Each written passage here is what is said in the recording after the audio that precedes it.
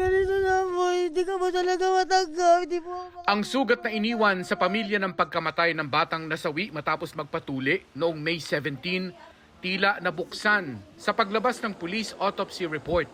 Batay rito, mali ang paggamit ng anesthesia nang tumuli sa bata.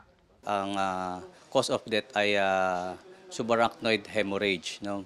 Ito raw po ay maaaring, ibig sabihin ay may nakitang pagdurugo sa isang parte ng utak po ng bata. No? At posible pong may kaugnayan dito yung pong pagturok noong anesthesia. Mas masakit po, nililibig na po yung anak ko. Araw-araw po talaga malungkot ako. Hindi po nawawala. Mas masakit po ngayon. Kanina, isinampana ng Manila Police District Homicide Division ang reklamong reckless imprudence resulting in homicide laban sa nagtuli sa bata. Bahala na po yung batas po sa kanya. Pinihiling ko rin po na matapos na po ito yung makulong na po yung doktor.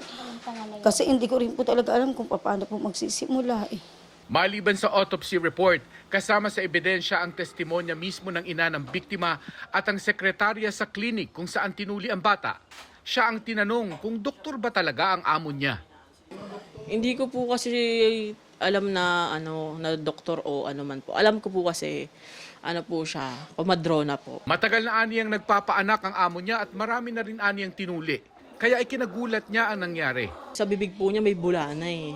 Tapos ang mata, Hindi ko po siya nakikita eh. Parang tumaano po parang tumitirik po.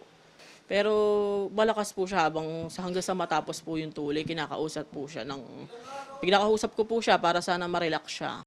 Sinusubukan pa naming kunin ang pahayag ng babaeng nagtuli sa bata na tumatayo ng akusado sa kasong ito.